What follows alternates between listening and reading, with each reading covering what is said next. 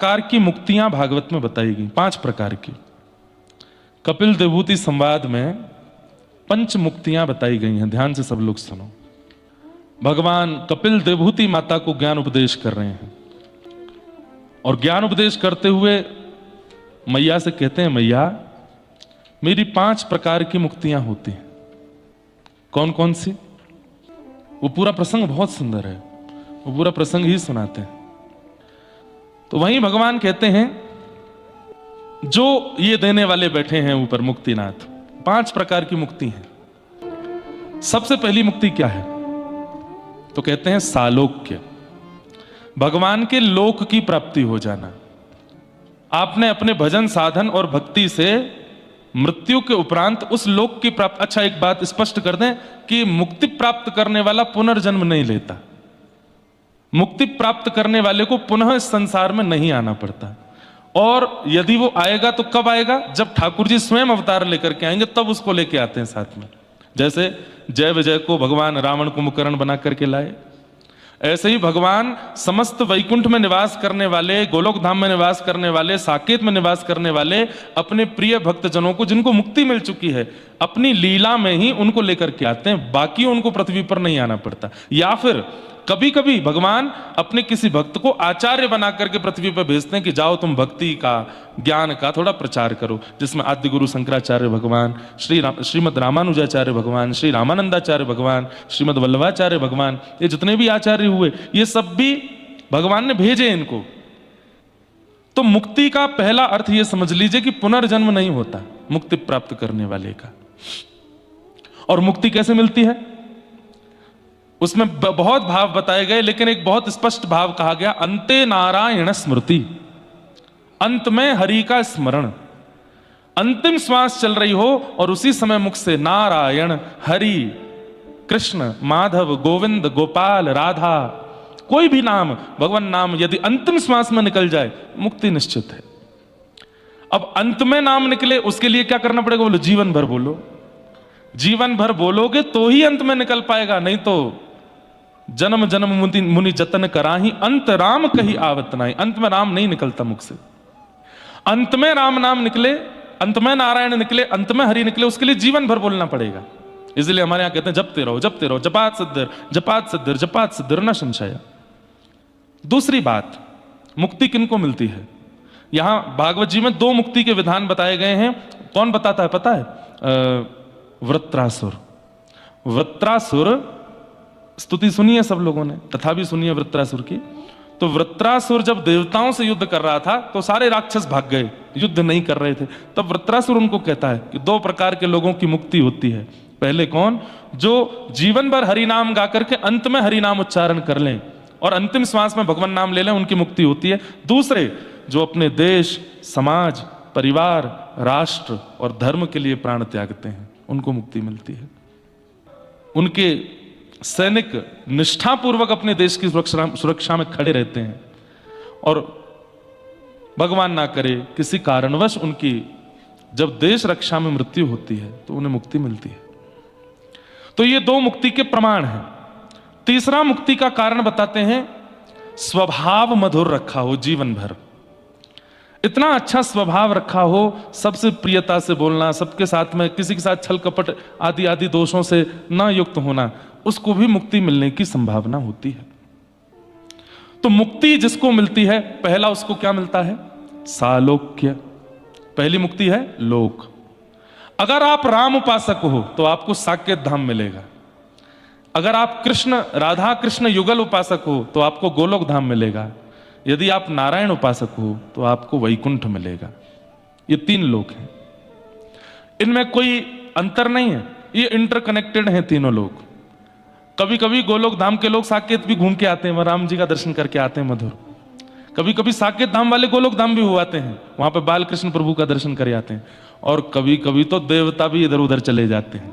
गोलोक धाम वाले ठाकुर जी साकेत धाम चले जाते हैं, साकेत धाम वाले यहां पर आते हैं। कितना अच्छा लगता होगा कि अब जैसे गोलोक धाम में हमारे स्वामी कौन? भगवान कृष्ण। अब वो सबको कहते होंगे बढ़िया सजाओ गोलोक धाम को। बोले क्यों? राम जी आ रहे हैं आज। अब देखने वालों को कितना सुख मिलता होगा। एक ही है दोनों, वही राम है, वही कृष्ण है। और एक जैसे ही रूप हैं, एक जैसे ही नेत्र हैं, एक जैसी हंसी, एक जैसा रूप रंग, सब कुछ। और जब राम जी आते हैं तो श्री कृष्ण उनकी आरती करते हैं, सब भक्तों का परिचय देते हैं। देखो ये काठमांडू ते आयो है, ये पोखरा ते आयो है, ये बंबई से आयो है। इसकी वैसे स्थिति तो नहीं थी मुक्ति वाली, लेकिन ठीक है, अंत में नारायण नाम निकल गया था तो हमने दे दी। और ये मैया है, बहुत बढ़िया बढ़िया प्रसाद बनाती है। राम जी को ठाकुर जी घुमा रहे हैं गोलोक धाम में, सिया जी को किशोरी जी श्री राधा रानी लेकर के जा रही हैं। वहां यमुना जी भी हैं, गिरिराज जी भी हैं, श्री वृंदावन भी। और ये जो वृंदावन, यमुना जी, गिरिराज जी पृथ्वी के है ही नहीं, ये गोलोक धाम से ही पधारे हैं। श्री गिरिराज जी, और श्री गिरिराज जी पहले हिमालय में पधारे, हिमालय से फिर व्रजधाम पधारे। यमुना जी हिमालय में पधारी, हिमालय से फिर व्रजधाम में पधारी। पर वृंदावन तो स्वच्छंद पृथ्वी पर पधारा, वृंदावन 84 कोस धाम में। तो इस प्रकार गोलोक धाम किनको मिलता है? जो कृष्ण उपासक हैं। साकेत किनको मिलता है? जो राम उपासक हैं। और वैकुंठ किनको मिलता है? जो नारायण उपासक हैं। पर इसमें कदापि भेद मत रखिएगा। हम लोग कई बार ऐसा भेद रख लेते हैं, अरे हमको गोलोक धाम मिलेगा, हमको तो राम जी प्रिय हैं। नहीं, तीनों लोग आसपास ही हैं, इंटरकनेक्टेड हैं, जा सकते हो। जैसे हम लोग कभी बद्रीनाथ चले जाते हैं, अयोध्या चले जाते हैं, जगन्नाथ चले जाते हैं, ऐसे ही जा सकते हैं आपस में। सब दर्शन नारायण के भी होंगे, राम के भी होंगे, कृष्ण के भी होंगे, पर मूल उपासना से एक लोक मिलता है। तो पहला मुक्ति का क्या स्वरूप है? सालोक्य, लोक की प्राप्ति होती है। इससे भी थोड़ी अपग्रेड मुक्ति है, सालोक्य साष्टी। साष्टी मुक्ति क्या है? एक तो होता है कि लोक मिल गया, अब उस लोक में भी थोड़ी सी प्रायोरिटी मिल गई। प्रायोरिटी कैसे मिल गई? किसी को रूम मिला मुक्तिनाथ मंदिर से खूब दूर, किसी को मिला बिल्कुल चरणों में ही, वहीं जाने का ही अवसर मिल गया। मतलब अब लोक प्राप्ति तो बहुतों को हो जाती है, पर उस लोक में भी ठाकुर जी के थोड़ा पास रहने का अधिकार सबको नहीं मिल पाता। तो शास्त्रीय मुक्ति क्या है? बोले जिसने खूब कथाएं सुनी हो, खूब मंगल मंगल अपने जीवन में उत्सव आदि किए हों, और फिर भगवान नाम गाते हुए अंत में हरि नाम बोला हो, उसको शास्त्रीय मुक्ति मिलती है। ठाकुर जी उसको अपनी कोई एक सेवा, दूर की सेवा लेकिन थोड़ी समीप मिल जाती है। जैसे भगवान आकर के सभागृह में बैठेंगे, तुम पहले ही जाकर के वहां आसन बिछा दो, पहले ही जाकर के वहां इत्र का लेपन कर दो। ठाकुर जी इस सभा में कुछ पाने के लिए आएंगे, तुम अपने जो बढ़िया तुमको बनाना हो बना दो वहां जाकर के। ऐसे एक अंदरूनी सेवा मिल जाएगी जिसमें आपको थोड़ा सामीप्य अनुभव होगा ठाकुर जी का। इस मुक्ति को क्या कहते हैं? शास्त्रीय। पर शास्त्रीय मुक्ति अधिकतर उन्हीं को मिलती है जिन्होंने जीवन भर सेवा की हो। जैसे अपने लड्डू गोपाल की सेवा में खूब बढ़िया बढ़िया व्यंजन बना बना करके खिलाए हों, तो मुक्ति के बाद में ठाकुर जी फिर व्यंजन की ही सेवा दे देते हैं। बढ़िया है। गोस्वामी तुलसीदास जी आज भी साकेत धाम में बैठ करके लीला ही गाते होंगे, क्योंकि जीवन भर लीला ही गाई है। जयदेव महाप्रभु आज भी गोलोक धाम में बैठ करके श्री जगन्नाथ प्रभु को वहां पर आज भी स्तुतियां सुनाते होंगे, क्योंकि स्तुतियां ही गाई हैं। आपने अपने मानव जीवन में एक प्रकार से ये कह लें तो कोई अतिशयोक्ति नहीं, ये ट्रेनिंग है। यहां जो करके जाएंगे मुक्ति के बाद, फिर वो सेवा हमको एक प्रकार से जॉब के रूप में मिल जाएगी। अब तुम यही करोगे, अब तुम्हारी ये सेवा हमको स्वीकार है। अच्छा, एक प्रश्न आता है कि भगवान तो एक ही होंगे, और वैकुंठ गोलोक और साकेत में तो बहुत सारे भक्त होंगे। अब बहुत सारे भोजन बनाना जानते होंगे, तो ठाकुर जी सबका पाते होंगे। जब भगवान कृष्ण लीला में 16,108 पत्नियों के लिए 16,108 रूप धारण कर सकते हैं, तो गोलोक धाम में भी ठाकुर जी अनेक रूप धारण कर लेते हैं, और अनेक रूप धारण करके सबको सुख देते हैं। तो सालोक्य, साष्टी, और तीसरा मुक्ति का स्वरूप क्या है? सामीप्य। आहा, ये मुक्ति कौन सी है? बोले अति सामीप्य मिल जाता है। ठाकुर जी सिड्डी से भी उतर रहे हैं तो ऐसे हाथ कहेंगे, हाथ दो, हाथ पकड़ करके उतर रहे हैं। ठाकुर जी किसी से बात कर रहे हैं, टेक लगानी है तो आपके कंधे पे ही टेक लगा रहे हैं। ठाकुर जी कुछ करने जा रहे हैं तो आपसे पूछ रहे हैं, और ये बताओ ऐसा करना चाहिए कि नहीं? हाँ, जैसे आप कर सकते हो। ये सामीप्य मुक्ति है। इसमें ठाकुर जी आपके समीपता का अनुभव करते हैं, और आपको जैसे उद्धव, वृष्णीनाम प्रवरो मंत्री कृष्णस्य दयितः सखा शिष्यो बृहस्पतिर साक्षात उद्धवो बुद्धि सत्तम। इतनी बढ़िया कथा चल रही है, इतना बढ़िया मौसम है, दो चारों को झोंके आ रहे हैं, कौन ही मार के उठा दिया करो, मुक्ति मिल जाएगी। उठाने वाले को। एक आध कोई आते हैं पर आ जाते हैं कभी कभी। तो पता नहीं, हमको तो नींद ही नहीं आ रही है यहां पर। आप लोग कैसे सो रहे हैं? रात में भी सो रहे हैं तो पता है कि हम सोए हैं, लेटे हैं। हल्का सा सिर में दर्द सा होता रहता है। ये प्रसाद है मुक्तिनाथ का।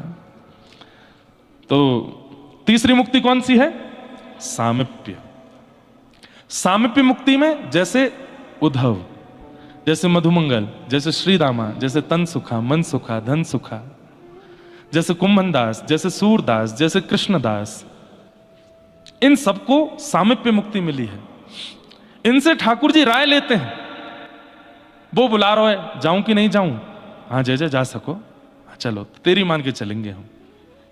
जैसे राम अवतार में हनुमान जी, जामवंत जी, सुग्रीव, ये सब कौन है? ये सामिप्य हैं। ठाकुर जी इनसे पूछते हैं क्या करना चाहिए बताओ। तो सामिप्य मुक्ति जब मिल जाती है तो मुक्ति के बाद में ठाकुर जी का अति सामिप्य, संग चलना। ठाकुर जी आपसे ही पूछेंगे कौन से वस्त्र पहनूं बताओ, ये वाले पहनूं, अच्छा ठीक है यही पहनूंगा। अच्छा, इसमें भी सामिप्य मुक्ति भी अनेकों को मिली होगी, तो उनके लिए भी अनेक ठाकुर जी हैं। कहीं पर ठाकुर जी नीले वस्त्र पहन के घूम रहे हैं, कहीं पर पीले वस्त्र पहन के घूम रहे हैं, कहीं पर सफेद, लेकिन आपको अपने वाले ही दिखेंगे, दूसरे नहीं दिखेंगे। अरे अद्भुत है ठाकुर जी की लीला, आड़ी अद्भुत है। वहां इस प्रकार ठाकुर जी सामिप्य मुक्ति देते। कभी स्वयं गाएंगे, आपसे कहेंगे नाचो, आप नाचोगे, फिर तान दे दे करके गाएंगे, फिर कहेंगे अब तुम गाओ, हम नाचते हैं। ये सामिप्य मुक्ति। सामिप्य मुक्ति किनको मिलती है? जो जीवन भर भगवत सेवा और गुरु आज्ञा का पालन करते हैं, उनको सामिप्य मुक्ति मिलती है। सामिप्य कब मिलती है? अगर मैं, मान लीजिए मैं एक वक्ता हूं, मेरे साथ में सीमित लोग ही रहते हैं समीप में, लेकिन मेरे समीप रहने वाले किसी एक के बारे में मुझे कहें भैया महाराज जी आपके संग रहने लायक ये व्यक्ति है, इसको आप संग रखा करो, ये बहुत अच्छा है, ये इसके अंदर ये कला है, ये गुण है, कथा में और अच्छा आनंद होगा, आप इतनी यात्राएं करते हैं, इसको संग रखेंगे तो। और कहा किसने? मेरे समीप रहने वालों ने उसके बारे में मुझसे कहा, तो मैंने उसको अपना सामिप्य दे दिया। चलो तुम भी आओ भाई, भक्ति पथ की आगे कथाओं में तुम भी सेवा करो। आचार्य और गुरुजन ठाकुर जी के ऑलरेडी समीप ही हैं। जब वे आपकी गुहार लगाते हैं कि नाथ इसको समीपता दो, तब ठाकुर जी उसको सामिप्य देते हैं। तो सामिप्य मुक्ति में आचार्य प्रसन्नता बहुत आवश्यक है। गुरु प्रसन्न, आचार्य प्रसन्न, हरिजन प्रसन्न, संत प्रसन्न, भगवत भक्त प्रसन्न, ब्रजवासी प्रसन्न, धामवासी प्रसन्न, यदि आपसे हो जाएंगे तो ठाकुर जी की सामिप्य मुक्ति मिलेगी। उसके लिए उनको प्रसन्न करना बहुत जरूरी है। कई लोग ठाकुर जी को तो खूब प्रसन्न करते हैं, पर ठाकुर जी जिस धाम में रहते हैं वहां के धामी लोगों की खूब निंदा करते हैं। वृंदावन अच्छा है, राधा रमन जी बहुत अच्छे हैं, राधा वल्लभ जी के दर्शन बहुत मधुर हैं, बिहारी जी के, पर गोस्वामी जन तो ऐसे हैं, ब्रजवासी जन तो ऐसे हैं, वहां तो ऐसा होता है, धाम में ऐसा होता है। बताइए, पंडा लोग लूटते हैं, पकड़ लेते हैं। जगन्नाथपुरी जाते हैं, अब आपके संग थोड़ी, मां तो सब वहां भाई है ही ऐसा, वो प्रेम है उनका। अब वहां पंडित जी सीधे वो दो छड़ी सी रहती है उनके हाथ में, सिर पर मारेंगे, इधर आओ आरती करो, आरती भीतर की आरती करो, आरती कर दे, 500 रुपये चढ़, 500 नहीं 2 और चढ़ाओ इस पर। हमारे पूज्य नाना जी कहते थे, लाला देख, धाम में तुमको जीवन भर तो रहना नहीं है, 1 दिन 2 दिन 5 दिन 7 दिन 9 दिन के लिए गए हो, इसमें जितना धन निकलता है ना, ये वही धन है जो तुम्हारे पूरे परिवार और तुम्हारी बुद्धि को विकृत करने वाला है, इसलिए जो निकल जाए उसको निकाल दो। और ये सब धामी लोग जो हैं, ये उसी धन को निकलवाते हैं जो हमारा विकार करने वाला है। तो भले ही कैसा भी हमने दृश्य देख लिया, संसार में जो नहीं होता वो हमने धाम में देख लिया, तो भी निंदा मत करो, नहीं तो सामिप्य मुक्ति नहीं मिलेगी। सामिप्य मुक्ति के लिए तो उनके समीप रहने वालों को प्रसन्न रखो, उनके समीप रहने वालों को राजी रखो, जो नित्य नाम गाते हैं, नित्य कथा करते हैं, नित्य ठाकुर जी के भाव में रहते हैं, ऐसे संत जनों में उनको प्रसन्न रखो। हम कहीं भी कथा करते हैं, संतों को आमंत्रण देते हैं, उनको बुलाते हैं, दंडवत प्रणाम करते हैं, उनके चरण दबाते हैं, उनके पास बैठ के कुछ सेवा कर, क्यों? वो प्रसन्न हो जाए। उनकी प्रसन्नता से ही सामिप्य मुक्ति मिल सकती है। कई लोग नहीं, अब जैसे हम मिल नहीं पाते बहुत लोगों से, तो फिर ऐसे आचार्य अगर कोई हो जो मिलते ही नहीं है, उनको कैसे प्रसन्न किया जाए? तो बोले उनके वक्तव्य जो कथा में भी होते हैं, जो सामान्य रूप में भी होते हैं, बस उस वक्तव्य का बिना मिले ही पालन करो। आपको वो देख लेंगे कि आप उनके कथन पर अनुकरण कर रहे हो, तो ही वो प्रसन्न हो जाएंगे, और उनकी प्रसन्नता से सामिप्य मुक्ति। तो सालोक्य, साष्टी, सामिप्य, और चौथी मुक्ति है सारूप्य। ये सारूप्य मुक्ति कैसी है? ठाकुर जी अपने जैसा रूप दे देते हैं, और पहले तो आप उनको निहार करके प्रसन्न हो रहे थे, अब वो आपको निहारते हैं। तुम इधर उसको लेके आओ भाई। जैसे होता है ना, जैसे 5 लोगों ने प्लान बनाया, कहां जा रहे हैं, चलो काठमांडू चलते हैं यार, वो और चलते तो मजा आ जाएगा। क्यों? वो थोड़ा एंजॉय करता है, थोड़ा हंसाता रहता है, थोड़ा गाता है कुछ। तो ऐसे ही सारूप्य मुक्ति कैसी है? समीप रहने वाले भले ही 10 बैठे हों, लेकिन ठाकुर जी उन 10 से भी उसकी चिंतन कर रहे हैं, उसकी बात कर रहे हैं। अरे एक वो है, कौन? बोले उद्धव, उसको बुलाओ। भगवान उद्धव के पास बैठे हैं, उद्धव से बात कर रहे हैं, और उद्धव से बात करते करते कहने लग जाते हैं, उद्धव मैं और तुम यहां बैठे हैं, बहुत सुंदर चर्चा कर रहे हैं, लेकिन मेरा विदुर भी यहां होता तो कितना आनंद आता ना, विदुर जी। तो उद्धव जी कहते हैं मैं अपने आप को बड़भागी मान रहा था कि मैं ठाकुर जी से संवाद कर रहा हूं, लेकिन मैं अब विदुर जी को अपने से ज्यादा सौभाग्यशाली मानता हूं। क्यों? हजारों किलोमीटर दूर विदुर जी बैठे हैं, और यहां ठाकुर जी मुझसे बात कर रहे हैं, याद विदुर को कर रहे हैं। दुनिया हरि को याद करती, पर हरि जिसको याद करें वो सारूप्य मुक्ति। हरि जिसका चिंतन करें, जिसको याद करें। श्री पंढरपुर में रामकृष्ण हरि कीर्तन चलता है।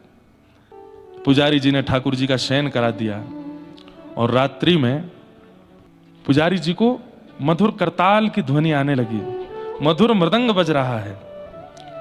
पुजारी जी बोले कहां से आ रही है ये ध्वनि? ढूंढते ढूंढते ढूंढते जब मंदिर के गर्भगृह के पास गए तो गर्भगृह से ही ध्वनि आ रही थी।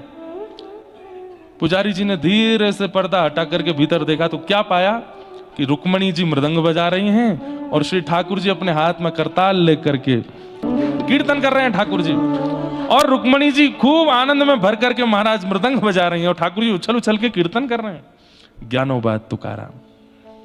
पूरे दिन हम ठाकुर जी का कीर्तन करते हैं, पूरे दिन कीर्तन करने वालों का नाम फिर रात में ठाकुर जी सजा करके कीर्तन में फिर ठाकुर जी गाते हैं।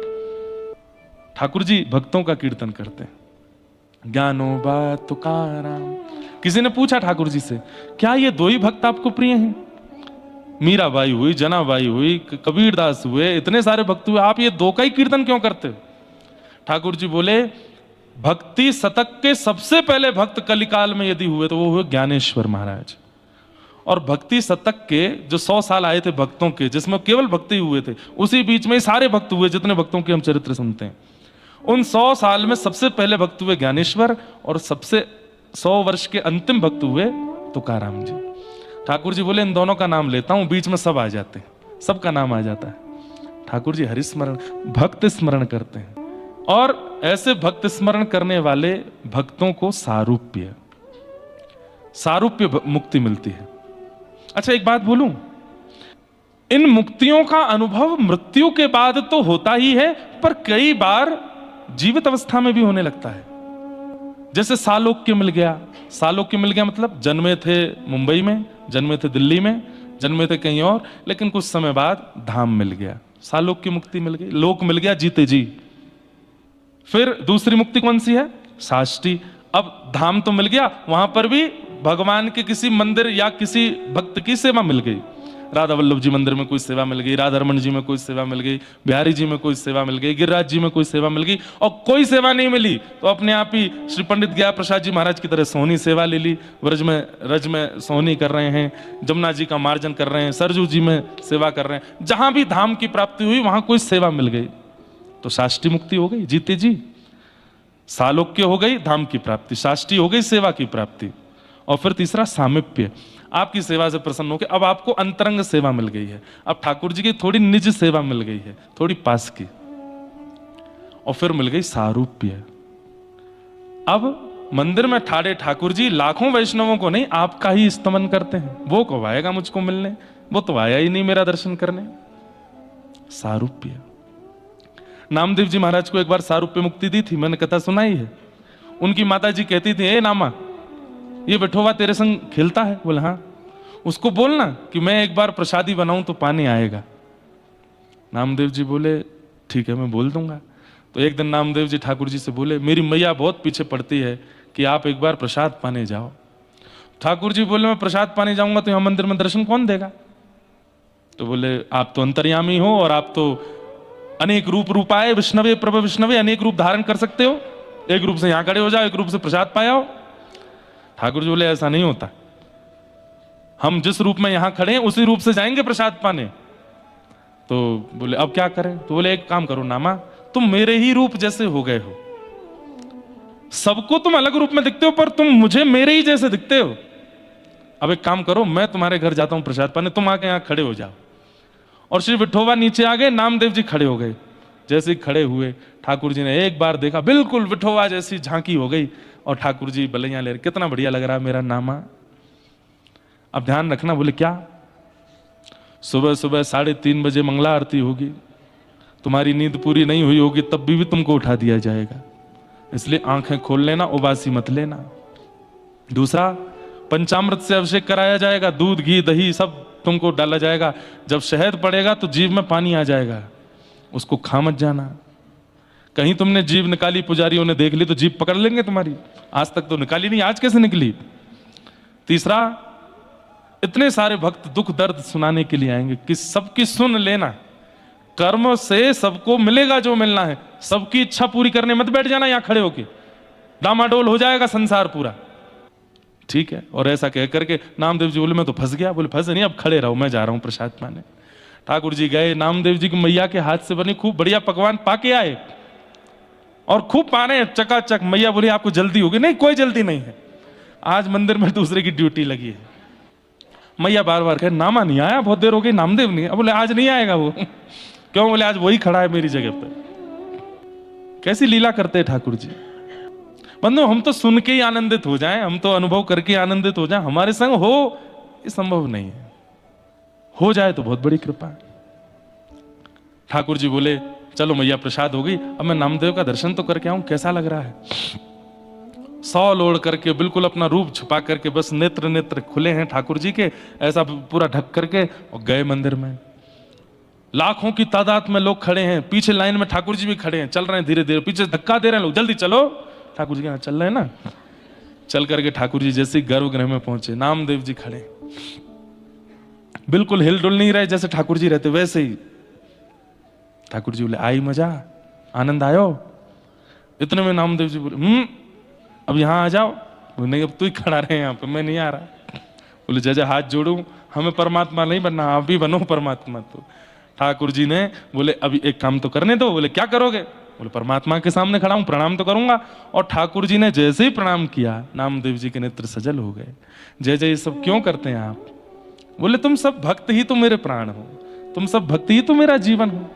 मेरा यश गा गा करके, मेरी कथाएं सुन सुन करके, मेरे नाम गा गा करके मेरा दर्शन करते हो, मुझे लाड लड़ाते हो, मेरी सेवा करते हो, तुम सब मेरे आराध्य हो। इसलिए एक समय आने पर जब तुम्हारी स्थिति ऊंची हो जाती है तो मैं परमात्मा होके भी तुमको प्रणाम करता हूं। सारूप्य। तो जरूरी नहीं कि मृत्यु के बाद ही ये मुक्ति मिलती है, ये जीवित अवस्था में भी मिल जाती है। सारूप्य, सालोक्य, साष्टी, सामीप्य, सारूप्य और अंतिम मुक्ति एकत्वम। एकत्वम मुक्ति का मतलब क्या है? अब आप अलग नहीं हो, आप ठाकुर जी में ही विलीन हो जाते हो।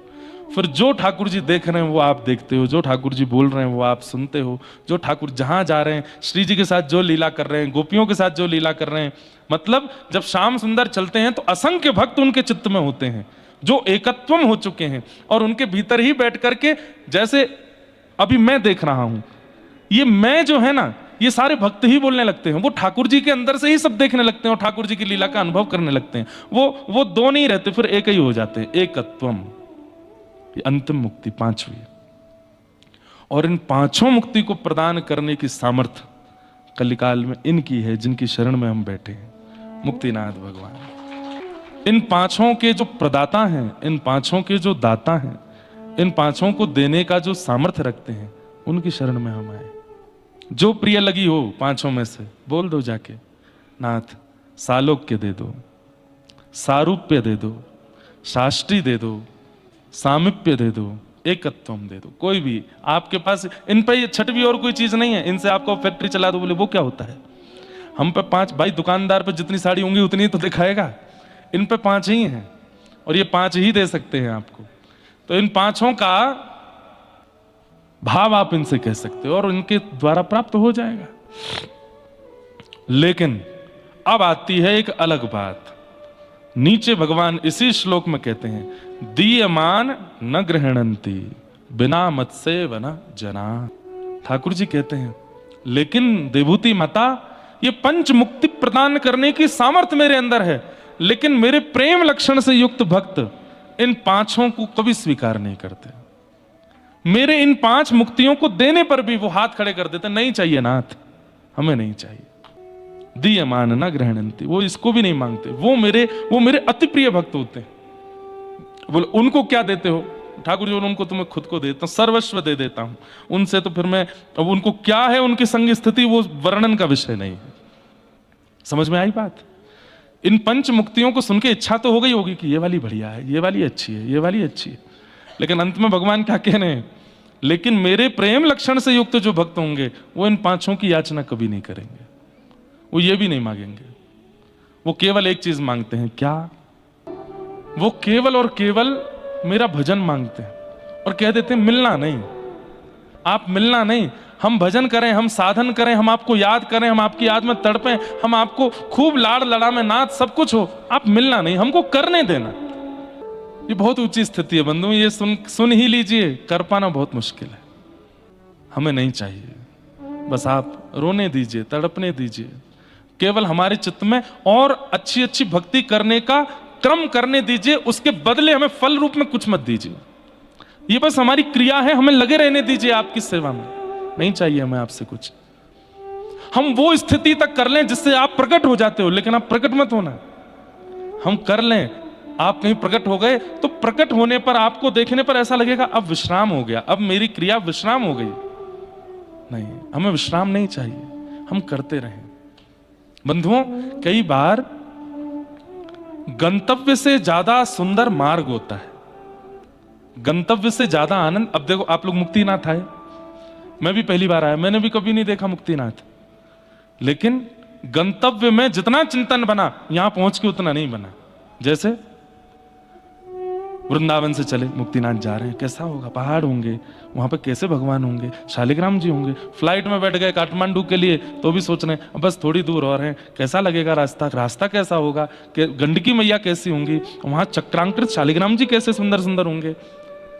काठमांडू पहुंच गए, फिर वहां से पशुपतिनाथ दर्शन करके पोखरा के लिए निकले, अब बस थोड़ी दूर और रह गया है, पोखरा पहुंच गए हैं, अब बस पहुंचने वाले हैं। कितना अच्छा लगेगा ना, वहां कथा होगी, खांसी तो नहीं हो जाएगी, जुकाम तो नहीं हो जाएगा, भोजन कैसे बनेगा, इतने सारे लोग पहुंचेंगे, किसी को कष्ट तो नहीं हो जाएगा। फिर रास्ता प्रारंभ हुआ, कहीं झरने गिर रहे हैं, कहीं रास्ते टूटे हैं, कहीं कृष्ण। अब देखो, दुनिया की सारी नदियां अपने रूप में है, लेकिन गंडकी का नाम ही है कृष्ण गंडकी, वो है ही कृष्ण वर्ण की, कृष्ण वर्ण की ही है, इसलिए यहां काली गंडकी बोलते हैं, लेकिन मूल रूप उनका कृष्ण गंडकी। पूरे रास्ते उनको देखते आ रहे थे, ये दामोदर कुंड से प्रकट होती हैं। और देखो, लोग बाग चाहे जो भी कहें कि मिट्टी का रंग ऐसा है, यहाँ की काली मिट्टी है, कोई काली मिट्टी नहीं है यहाँ पर। वैसी मिट्टी है जैसी बद्रीनाथ में है, वैसी ही है जैसी गंगोत्री, यमुनोत्री और केदारनाथ में है, वैसी ही है जैसे सामान्य पर्वतों की, पर यहाँ की नदी फिर भी काली है। क्यों? असंख्य शालिग्राम भगवान कृष्ण विराज रहे ना भीतर, उनका आचमन करके, उनका स्नान करके बहती है, इसलिए कृष्ण गंडकी हो गई है, उन्हीं के रूप में हो गई है। तो रास्ते पर गंडकी जी को देखते आ रहे थे तो सोच रहे थे अब अच्छा लगेगा, कितना बढ़िया। फिर जोम सोम आ गया, बस अब तो थोड़ी दूर रह गया है, हवा चल रही है, सौंधी ठंडी ब्यार चल रही है, ऊपर चढ़ते जा रहे हैं, पहुंचते गए, यहाँ आ गए। यहाँ पहुंचने के बाद दूसरे दिन सुबह उठ करके गए, दर्शन किए सारे, वो बस विश्राम, दर्शन के बाद हो गए, चिंतन विश्राम हो गया। चिंतन कब बनता है? मार्ग में बनता है। गंतव्य की प्राप्ति के बाद चिंतन बनता है, पर बनाना पड़ता है, सहज नहीं बनता। अब रोज हमको चिंतन बनाना पड़ रहा है, लेकिन मार्ग में सहज चिंतन बन रहा था। तो प्रेम लक्षण भक्त वाले वो कैसे होते हैं? वो ठाकुर जी से कहते हैं, नाथ हमको मार्ग में ही रहने दो, हमको गंतव्य मत दीजिए। क्योंकि गंतव्य मिलने के बाद एक स्थिरता आ जाएगी, फिर क्या करेंगे हम। दीयमान न ग्रहणन्ति, चाकरी मांग रही हैं, चाहती तो लाल जी का अति सामीप्य मांग लेते, नहीं चाकरी मांग रही। चाकर रहसू बाग लगासू, नित उठ दर्शन पासू, वृंदावन रे कुंज गलिन में हरि की लीला गासू, शाम मने चाकर राखो जी। तो दीयमान न ग्रहणन्ति, दीयमानम न ग्रहणन्ति, मैं देता हूं पंच मुक्तियां, लेकिन इनको भी जो स्वीकार नहीं करते मैया, ऐसे भी मेरे भक्त हैं। और वो भक्त मुझे बहुत प्रिय लगते हैं। प्रिय क्यों लगते हैं? क्योंकि उनकी इच्छा में मुक्ति भी नहीं है। मतलब इतना अकिंचन कौन हो सकता है मां? कौन नहीं चाहेगा कि मैं भगवान के संग रहूं, उनके रूप को निहारूं, उनकी सेवा करूं। लेकिन मेरे कई ऐसे भी भक्त हैं जो उसका भी त्याग कर देते हैं, और वो मुझे प्राणों से ज्यादा प्रिय है। तो ठाकुर मैया बोली फिर उनको क्या देते हैं? बोले उनको खुद को दे देता हूं। उन भक्त की पुकार चाहे जहां से आए मैं पहुंच जाता हूं, मैं सब कुछ देता हूं उनको, लेकिन वो लेना नहीं चाहते मां। और इन भक्तों में किसका नाम पहले लिया जाएगा? तब गोपी ठाकुर जी कहते हैं यथा व्रज गोपिका नाम। नारद भक्ति सूत्र में नारद जी कहते हैं गोपियां, और ठाकुर जी भी कहते हैं वो गोपियां। उन्हें मुक्ति नहीं चाहिए। प्रसिद्ध कथा है, भगवान को एक बार बुखार चढ़ा था, तो नारद जी अश्वनी कुमार वैद्यों से पूछते हैं कि क्या औषधि दें ठाकुर जी को। तो अश्वनी कुमार कहते हैं किसी भक्त की चरण रज इनके माथे से लगाओ, इनकी जीभ पर थोड़ी सी डाल दो, ठीक हो जाएंगे। बोले भक्त कैसा होना चाहिए? जो बोले 24 घंटे इनका स्मरण करता हो, ऐसे भक्त। तो नारद जी की सबसे पहले दृष्टि रुक्मणी जी पे ही पड़ी। बोले आप 24 घंटा इनके संग रहती हो, आप ही अपनी चरण रज दे दो। कैसी बात कर रहे हो नारद आप? भगवान को अपनी चरण रज दूंगी मैं? ध्रुव प्रहलाद आदि भक्तों के पास गए नारद जी, उन्होंने भी मना कर दिया। अरे आपको पता है कितने जघन्य नरक में जाना पड़ता है? भगवान को कमर दिखाना, पीठ दिखाना पाप है, चरण पसार के बैठना पाप है, अपनी चरण रज देना ये तो महापाप है। लेकिन जब व्रज की गोपियों को पता चला कि कृष्ण की पीड़ा चरण रज देने से दूर होगी, तो दौड़ दौड़ करके गोपियां गईं और जाकर के यमुना जल में अपने पैर गीले करके खूब सारी रज लगा करके पैरों को रगड़ रगड़ करके पोटलियां बांध बांध करके असंख्य पोटलियां नारद जी को दे दी। बोले ले जाओ, कृष्ण के माथे से लगा देना, मुख से लगा देना, और बाकी रुक्मणी जी को दे देना, रख लेंगी। कल को कुछ भी हो कृष्ण को हमारी रज लगा दिया करे चरणों की। नारद जी बोले आपको पता है परमात्मा को चरण दिखाना भी पाप है, आप उनको रज दे रही हो चरण की, कितने जघन्य नरक में जाना पड़ेगा। बोले हमें ही तो जाना पड़ेगा ना, चली जाएंगे। कृष्ण पीड़ा में नहीं रहेंगे ना, बस उनको पीड़ा में नहीं देखना है, हम नरक चली जाएं वो हमको स्वीकार है। ऐसा कौन हो सकता है? हम दुनिया के लोग कहते हैं नाथ घर भी आपका, गाड़ी भी आपकी, पत्नी भी आपके, बच्चे भी। किसी दिन ठाकुर जी घर आके कहें लाओ चाबी दे दो, हाथ पैर खड़े हो जाएंगे हमारे। तो हमारी भक्ति तो ऐसी, हम इतना त्याग नहीं कर सकते ठाकुर जी के लिए। लेकिन ये व्रज की गोपियां, आहा, प्रणय गीत में भगवान से कहते हैं भक्ता भजस्व दुर्वग्रहमात् त्यजास्मान, देवो यथादि पुरुषो भजते मुमुक्षु, संत्यज्य सर्व विषयाम स्तवपाद मूलम। सब छोड़ करके आई हैं आपके चरणों में।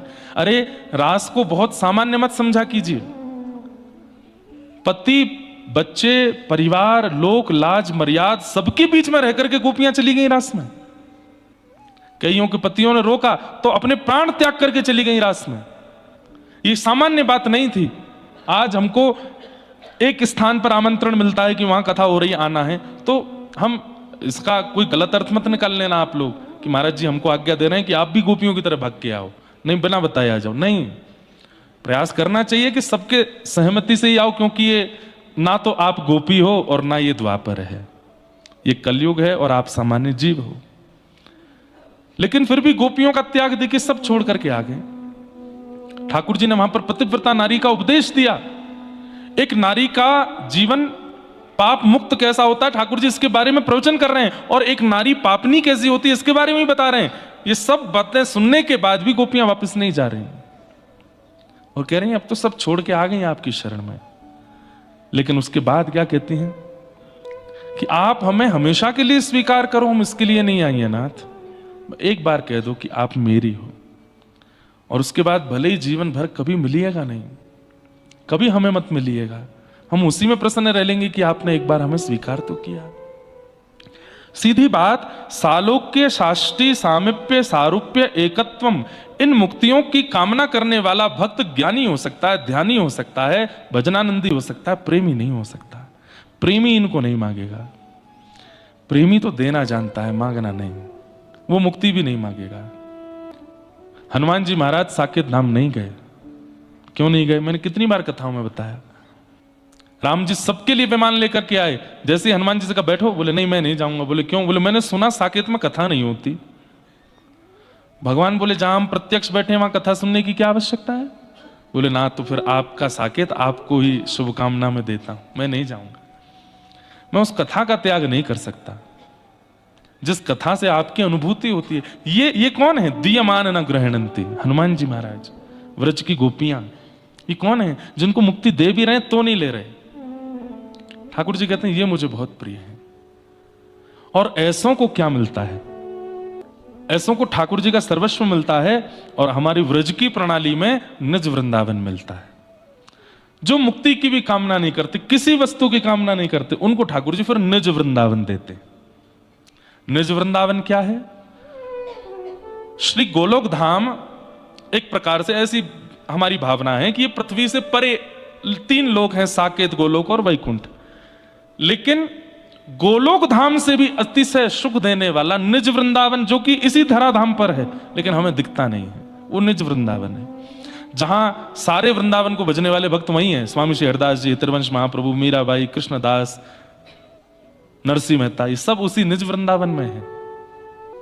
उस निज वृंदावन का रूप ऐसा ही है, नक्शा ऐसा ही है, ऐसी यमुना जी हैं, ऐसे ही सब मार्ग हैं, ऐसे मंदिर हैं। बस आधुनिकता नहीं है और मंदिर में पाषाण नहीं है, मंदिर में मूर्ति नहीं है, मंदिर में प्रकट ठाकुर जी बैठे हैं। राधारमन लाल जी का दर्शन करने गए तो छोटे से लाला वहीं पर सिंहासन पे ही बैठे हैं, गौतम असनत की टेक लगा के बैठे हैं। जैसे ही आप दर्शन करने आ गए हो, कहा लेके आए हो मेरे काजे, खाली आता है, चल जा कछु बना के ला। राधा वल्लभ जी का दर्शन करने गए तो मंदिर के गर्भगृह में नहीं, बाहर के प्रांगण में श्री राधा वल्लभ लाल रास बिहार कर रहे हो और आप उसका दर्शन कर रहे हो। बांके बिहारी जी जब दर्शन करने गए तो कुंज में श्री बिहारी जी, आहा, बिहरत लाल बिहारिन दो यमुना जी के तीरे तीरे, यमुना जी के तीर पर दोनों श्री प्रियालाल जी विहार कर रहे हैं और हम सब छुप करके केवल उसका दर्शन कर रहे हैं। ये निज वृंदावन है। कहते हैं यमुना जी का जल कैसा है? बोले केसर, कुमकुम, कपूर और सुंदर सुंदर सुगंधित द्रव्यों से युक्त श्री यमुना जी का जल, और जैसे ही पान करो तो ऐसा लगता है मानो जैसे अमृत आ गया हो। चलते फिरते कौन दिखते हैं निज वृंदावन में? अरे चर्चा होती, अरे रुक जाओ, किनारे हो जाओ। बोले क्यों? स्वामी श्री हरदास जी आ रहे हैं, हरदास जी महाराज चल रहे हैं। ये कौन है पैरों में घुंघरू बांध करके नृत्य कर रहे हैं? बोले नरसिंह मेहता हैं। ये कौन इतने मधुर स्वर में गा रही हैं? बोले मीराबाई हैं। सब हरि भक्त वही है, वो निज वृंदावन है। जो ये पंच मुक्ति की कामना नहीं करते और केवल प्रेम लक्षणा भक्ति से ठाकुर जी से कहते हैं कुछ मत दीजिए, कुछ मत दीजिए, बस मुझे भजन करने दीजिए। मेरा कोई गंतव्य का मतलब अंत, मेरा अंत नहीं है। मैं भक्ति को अंत के लिए नहीं कर रहा हूं, गंतव्य के लिए नहीं कर रहा हूं। हां, आप दिख जाया करो, आप अनुभव करा, पर तुरंत चले जाया करो। विरह दीजिए मुझे विरह में रहना है। मेरी इस भक्ति का कभी विश्राम ना हो, मेरी इस सेवा का कभी विश्राम ना हो, मेरे स्मरण का कभी विश्राम ना हो, मेरे प्रेम का कभी विश्राम ना हो। प्रेम बहुत कठिन है बंधुओं, इसीलिए हमारे व्रज रसिक गाते हैं। कई बार हमारे शुभ चिंतक हमको कष्टदायी लगने लगते हैं। वही हुआ, नारद जी गए, भगवान क्षीर सागर में पड़े हैं। अच्छा, भगवान की भी अद्भुत बात है, या तो बैठेंगे इतनी ऊंची पहाड़ी पे आके, या जाएंगे नीचे समुद्र में घुस के। बीच का समतल स्थान तो हमारे लिए छोड़ रखा है। ऐसी जगह नहीं बैठते जहां सहजता से मिले, ऐसी जगह केवल एक ही है, वृंदावन, जहां ठाकुर जी बीच में बैठे हैं। नहीं तो कहीं पे पहाड़ पे बैठे हैं, कहीं समुद्र में बैठे हैं। नारद जी पहुंच गए, जाकर के खड़े हो गए, वहीं खड़े होकर के कीर्तन करने लगे।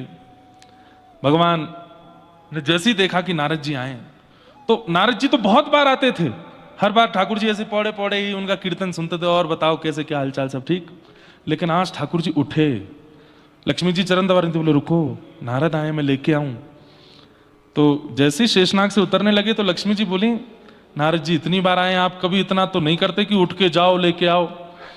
तो बोले जब व्यक्ति बीमार हो जाता है तो उसको सहारा देना पड़ता है। आज नारद बीमार हो गया है, अभिमान हो गया है इसको। वो कैसे बोले अभी पता चलता है। नारद जी आए, आकर के बैठे। ठाकुर जी आइए आइए, अरे मेरे नारद आए हैं, थोड़ा शेषनाग के बगल में एक छोटे शेषनाग और लगाओ, इनको बैठा। बैठो। नारद जी बैठ गए। ठाकुर जी बोले सब ठीक, आनंद में। कहाँ थे, बहुत दिन से नहीं आए थे। यही तो चाह रहे थे, ये प्रश्न हो कहाँ थे तो पूरी कथा सुनाऊं। हिमालय पर गया था तप करने के लिए। अच्छा, आरती उतारो नारद जी की, कामदेव को जीत करके आए हैं। ठाकुर जी ने और चढ़ा दिए। अच्छी बात है, बस थोड़ा समझाया। और नारद जी का ये अभिमान ठाकुर जी को प्रिय नहीं लग रहा है। ठाकुर जी बोले चिकित्सा होनी चाहिए। और जैसे ही निकले हैं क्षीर सागर से बाहर, एक सुंदर नगरी, और सुंदर नगरी में जाकर के जब देखा, पूछा कौन की नगरी, नाम बताया। बोले आज यहाँ के राजा की जो पुत्री है उसका स्वयंवर होना निश्चित है, सब आए हुए हैं। नारद जी बोले हमको क्या, हम तो जाके राजा को बस आशीर्वाद दे आते हैं। राजा के पास गए, राजा को आशीर्वाद दिया। राजा ने कहा मेरी पुत्री है, उसको भी आशीर्वाद दो। बोले हाँ बुलाओ। नारद जी का अभी तक भी ऐसा कोई भाव नहीं था कि मन कहीं विचलित हो जाए। अभी तक भी अपना मन अपने वश में ही था। जैसे ही विश्व मोहिनी आई, उसका नाम ही विश्व मोहिनी है, उसका रूप देखते ही नारद जी तो मन ही मन सोचने लगे कल स्वयंवर होने वाला है। बोले हाँ, हमारा भी ब्याह नहीं हुआ है। भजन बहुत कर लिया, साधन बहुत कर लिया, तप भी बहुत कर लिया, कामदेव को भी जीत लिया, सब कुछ तो कर ही लिया जो एक साधक अपने जीवन में करता है। अब ये भी ट्राई कर लेते हैं, थोड़ा विवाह कर लेते हैं। और विश्व मोहिनी के ऊपर मन आ गया कि अब विवाह करना है। लेकिन विश्व मोहिनी की दृष्टि तो संत की जैसी थी, वो तो संत मान करके नारद जी को प्रणाम कर रही। नारद जी बोले इस भेष में तो ये हमसे ब्याह नहीं करेगी। तो बोले भगवान को मैंने आज तक इतने कीर्तन भजन किया, आज तक कुछ मांगा नहीं, आज मांगता हूं। दोबारा लौट करके क्षीर सागर गए। भगवान बोले आइए आइए। नारद जी कैसे आए, अभी तो गए थे। भगवान मैंने आपका इतना भजन कीर्तन किया, इतनी तपस्या की, इतना साधन किया, इतना व्रत किए, इतने नियम किए, आज तक आपने मुझे कुछ नहीं दिया। तुम तो प्रेमी भक्त हो ना, दिया मानम ना ग्रहणंती, तुम तो कुछ लेते ही नहीं हो, तुम तो कुछ मांगते ही नहीं हो। मैं देना भी चाहूं तो मना कर देते हो, इसलिए फिर मैंने सोचा तुम्हारे जैसे भक्त कुछ याचना तो करते नहीं, फिर क्या दूं। नहीं आज मेरी याचना है। अरे तुम मांगो ना, मुझे तो बहुत प्रसन्नता है कि तुम मांग रहे हो। नारद जी मांग रहे हैं, मांगिए, क्या चाहिए। बोले आपके जैसा रूप दे दो मुझे। भगवान बोले कारण। बोले कारण विश्व मोहिनी से विवाह करना है। अब हम भी गृह गृहस्थी बसाएंगे अपनी। सब कर लिया आपने, ये भी कर ले थोड़ा। ठाकुर जी बोले ठीक है जाओ। नारद जी गए, बानर का रूप दे दिया ठाकुर जी ने। उनको तो लग रहा था कि उनका अच्छा रूप है, और शंकर जी के दो गण और आ गए थे साथ में, वो उनकी झूठी बड़ाई बड़ाई किए जा रहे थे पीछे खड़े खड़े। अरे भाई इतने राजकुमार आए हैं पर इनसे सुंदर कोई नहीं जो आगे चल रहे हैं। जो नारद जी को और विश्वास हो रहा था कि मेरे को ठाकुर जी जैसा ही रूप मिल गया है। सभा में जाकर के बैठ गए, वो दो गण पीछे ही बैठे। भैया हम तो गलती कर दी, आके हमारा तो पत्ता कट जाएगा, यहीं विश्व मोहिनी यहीं आकर के माला पहना जाएगी, और कोई है ही नहीं, इनके लायक कोई नहीं है। और इतनी बड़ाई की, इतनी बड़ाई की। नेत्र तो देखो ठाकुर जी के जैसे नेत्र है, नासिका तो देखो, केश तो देखो, नारद जी अपने केश संभाले, बढ़िया लग रहे हैं, सुंदर। प्रमाण भी मिल रहा है कि विश्व मोहिनी स्वीकार करेगी। लेकिन विश्व मोहिनी जैसे ही आई, स्वयंवर के राजाओं की पंक्तियां देख रही थी, और जिस पंक्ति में नारद जी बैठे थे, नारद जी को देखा तो इतने क्रोध में भर गई कि मेरे स्वयंवर में बानर बुलाया है। उस पंक्ति में ही नहीं गई जिसमें नारद जी बैठे थे, और सब राजाओं के पास भ्रमण करती हुई इतने में ही राजभवन में प्रवेश करते हैं भगवान। आहा, शंख चक्र गदा पद्मधारी कमल नयन ठाकुर जी मंद मंद मुस्काते हुए जैसे ही सभा में पहुंचे, विश्व मोहिनी गई, जाकर के भगवान के गले में जयमाल पहना दी। नारद जी देख रहे थे, क्रोध में भर गए, बोले कि मैं तो इनके जैसा ही रूप लेकर के आया हूं, फिर मुझे माला क्यों नहीं पहनाई। तो अब तक झूठी बड़ाई करने वाले जो दो गण पीछे बैठे थे, अब वो हंसने लगे। क्या बात है, क्यों हंस रहे हो। एक बार जाके अपना चेहरा देख तो लीजिए। आ गए मुंह उठा के स्वयंवर में। तुम तो कह रहे थे कमल जैसे नेत्र, तुम तो कह रहे थे ऐसे। बोले हम तो जबरदस्ती, ऐसा होता है ना कई बार, जैसे घर में बहन कभी सब्जी वब्जी बनावे, भाई को परोसे, और सब्जी बनी हो बिल्कुल बेकार, भाई आहा मास्टर शेफ जन्मी हमारे घर में, तो क्या बनाया है, ये इसको कहते हैं व्याज स्तुति। वह स्तुति भी कर रहे हैं लेकिन व्यंग मारते हुए। और वो जानती है कि मैंने अच्छा नहीं बनाया, लेकिन फिर भी भाई बोलता है पिताजी पाके तो देखिए, आत्मा तृप्त हो जाएगी, भूख मर जाएगी जीवन भर के लिए आपकी, ऐसा भोजन बनाया है। तो ऐसे ही बड़ाई कर दी थी। नारद जी ने जाकर के जब देखा और अपना मुख देख करके जब देखा, कपि जैसा मुख, बंदर जैसा मुख, वहीं सामने से भगवान रथ में बैठ करके विश्व मोहिनी के साथ आ रहे थे। नारद जी सामने खड़े हो गए, नेत्र लाल पड़ गए, आंसू गिरने लगे। क्या जीवन में कभी कुछ मांगा था आपसे मैंने? कभी कुछ नहीं मांगा। आज जीवन में एक वस्तु मांगी, वो भी नहीं दी आपने। जिस प्रकार मैं व्याकुल हुआ हूं एक स्त्री के लिए, श्राप देता हूं आप भी व्याकुल होगे। और बानर का मुख दिया था ना, इन बानरों से ही आपको याचना करनी पड़ेगी, वही बानर आपकी सहायता करेंगे। और ये दो गण जो मेरी हंसी बना रहे थे, यही आएंगे रावण कुंभकर्ण बन के। और उस कारण से फिर प्रभु श्री राम को आना पड़ा। लेकिन मैं ये पूरी बात क्यों बता, इसमें दो बातें समझने की। पहली बात कि नारद सरी के भक्त भी, नारद जैसे भक्त भी जब संसार के इस बंधन में या इस माया में ग्रसित हो सकते हैं, हम कौन सी खेत की मूली हैं? हम कौन हैं? बचेंगे? बिल्कुल नहीं बच सकते। इसलिए ये अभिमान तो करना मत कि मुक्तिनाथ हुआ है, बद्रीनाथ हुआ है, इतना जप करके आए, वहां नारायण कवच करके आए, महाराज जी ने, पंडित जी घुमा घुमा के कवच बना दिया हमारे सर पे, अब हमको कुछ नहीं होगा। नहीं, अभिमान मत कीजिएगा। और दूसरी बात बहुत अच्छी है। क्या?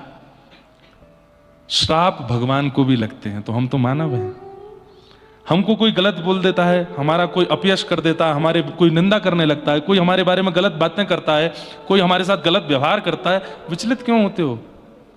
इस संसार में ठाकुर जी को भी श्राप दिए गए हैं, भगवान श्री कृष्ण को भी श्राप लगे हैं, राम को भी श्राप लगे हैं। और ये श्राप तो वो हैं जो काउंटिंग में हैं, जो देखे जा रहे हैं। अनकाउंटेबल कितने श्राप लगे उनका तो पता ही नहीं है। इसका मतलब श्राप मतलब इस संसार के अपयश रूपी दोष हमको भी लगेंगे, उसमें कोई बड़ी बात नहीं। मैं देना भी चाहता हूं, लेकिन इन पंच मुक्तियों को वो स्वीकार नहीं करते। वैसे मेरे प्रेमी भक्त, उनको ठाकुर जी फिर धाम देते हैं। कौन सा धाम? बोले निज धाम, निज वृंदावन, निज वृंदावन प्रदान करते हैं। आज ही जाकर के घर पे कह दीजिए, नाथ अब से मेरी सारी इच्छाएं समाप्त, अब आप जैसे चाहोगे वैसा मेरा जीवन हो। अगले क्षण ही अनुभव होगा आपको, कोई इच्छा आपकी नहीं है। घर में जो बन जाएगा उसको ठाकुर जी की इच्छा मान के पा लीजिए। हाँ, बस गंदा गलत ना बना हो, बस ये ध्यान रखना, शुद्ध पवित्र हो। अगले दिन क्या करना है क्या नहीं करना है, आप अपने कर्तव्यों का निर्वहन तो करोगे, स्नान करना है, जॉब करते हो जॉब पे जाना है, पर उनमें जो विशेष इच्छा, एक्स्ट्रा ऑर्डिनरी इच्छाएं जो आपकी होती हैं, चाहे वो धन के प्रति हो, चाहे आपकी सैलरी के प्रति हो, चाहे किसी से मित्रता के प्रति हो, किसी के साथ घूमने के प्रति हो, किसी से संबंध के प्रति हो, ये सारी एक्स्ट्रा इच्छाएं जो होती हैं सब समाप्त। सब वो स्वीकार करेंगे जो ठाकुर जी चाहेंगे। ठाकुर जी चाहेंगे तो हमको सैलरी एक्स्ट्रा मिलेगी, ठाकुर जी चाहेंगे तो उससे मित्रता होगी, ठाकुर जी चाहेंगे तो वहां प्रसाद पाएंगे, ठाकुर जी चाहेंगे तो ऐसा पहनेंगे।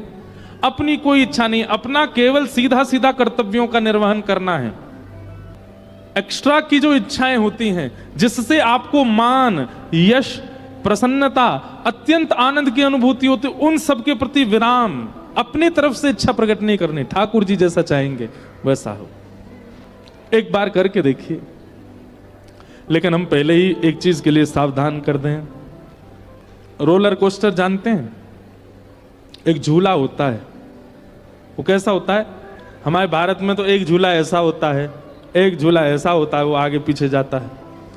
विदेशों में और बड़े शहरों में, भारत में भी एक झूला होता है, उसमें बैठ जाओ, वो ऐसे जाएगा, फिर यूं ऊपर से घुमाएगा, फिर ऐसे कर देगा। ये सबसे महंगी टिकट उसकी होती है, जो सबसे ज्यादा खतरनाक होता है। ऐसे ही ठाकुर जी की भक्ति रोलर कोस्टर है।